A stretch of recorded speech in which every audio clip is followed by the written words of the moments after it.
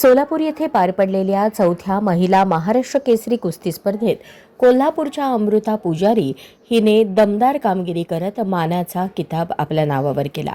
अंतिम लढतीत अमृता पुजारी हिने सुरुवातीपासूनच आक्रमक खेळ करत प्रतिस्पर्धी वेदिका ससाणे हिला कोणतीही संधी दिली नाही।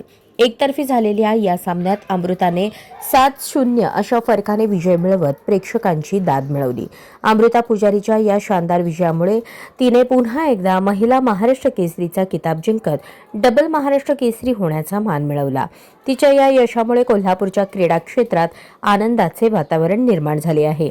या स्पर्धेत अमृता पुजारी हिने दाखवलेली ताकद, तंत्र आणि आत्मविश्वास यामुळे ती स्पर्धेतील सर्वात प्रभावी खेळाडू ठरली।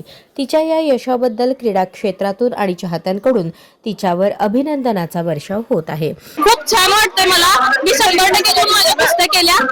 मला सपोर्ट करणारे माझे कोच दादा लवटे व सिनियर प्लेयर माझ्या गुरुच आहेत त्या स्वाती शिंदे, त्यांचा खूप मोठी साथ मिळाली व मी सदाशिवराव मंडलिकाकडे प्रॅक्टिस करते। तसेच संजय दादा मंडलिक, वीरेंद्र भैया त्यांचा खूप मोठा आधार आहे आम्हाला। कोच गुरु या नात्यानं अभिमानास्पद गोष्ट आहे माझ्यासाठी। महिला कुस्ती क्षेत्रात कोल्हापूरचा दबदबा पुन्हा अधोरेखित करत अमृता पुजारी हिने आपल्या कामगिरीने राज्यभरात नवा आदर्श निर्माण केला आहे।